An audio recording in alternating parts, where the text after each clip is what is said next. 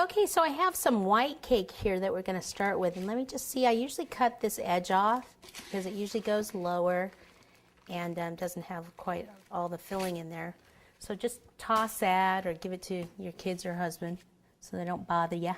See, I've got, on this one, see, there's a layer of lemon there, and then I put the Bavarian cream right on top.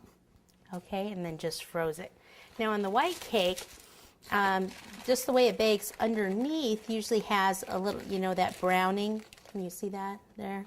The browning on it. So you don't want to dip that in the white with that brown part showing because it'll show through the white chocolate truffle.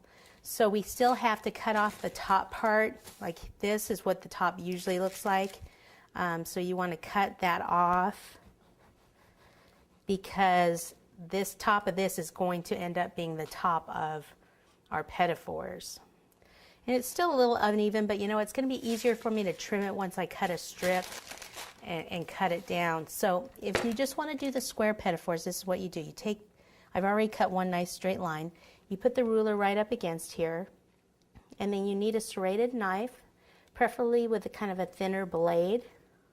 And see, I just usually score it the first time, then second time, and then the third time you usually can cut all the way through.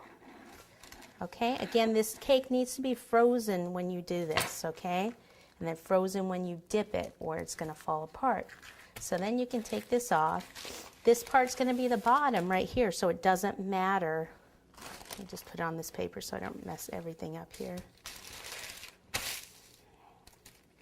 So what I said about meant about, you know, cutting it, you can either cut like this. This one's so frozen, though it might be easier just to even put it on its side and kind of cut down like this to kind of even it out. Maybe start it that way and then come this way. Whatever works best for you.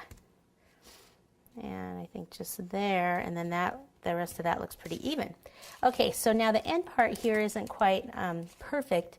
So take the ruler this way now and cut down. It looks like my filling's not quite as frozen as my cake. So if this were happening to you at home, you need to go ahead and pop it back in the freezer. The reason mine isn't, like I said, if you freeze it overnight, you're fine. I froze this overnight, but then I transported it here an hour drive. So that's why it hasn't had the chance to come back to room temp yet. I mean to the freezing stage yet. But if I go like this and just kind of saw through part of it instead of trying to push all the way down, I should be able to do it just fine. Okay, so once you cut these and put them on some kind of a board that's going to fit in your freezer. If your sheet tray fits in your freezer, fine. This sheet tray doesn't fit in the freezer here, so I have to put it just on this cake board that has parchment paper on it so it doesn't stick to the cake board.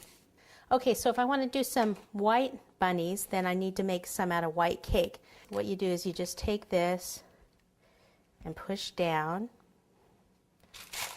And again, this isn't quite as frozen. This won't happen when it's totally frozen. But let's see if I can get a few out of this so that we can kind of keep going here with our project. You could get them real close, like do one this way, and then since this is the smaller part, cut one this way, and you can keep going up in a nice row when this is totally frozen.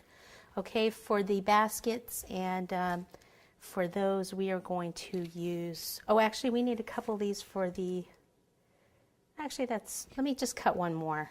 Because the little chicks that we're doing and the bunnies are going to be done the same way.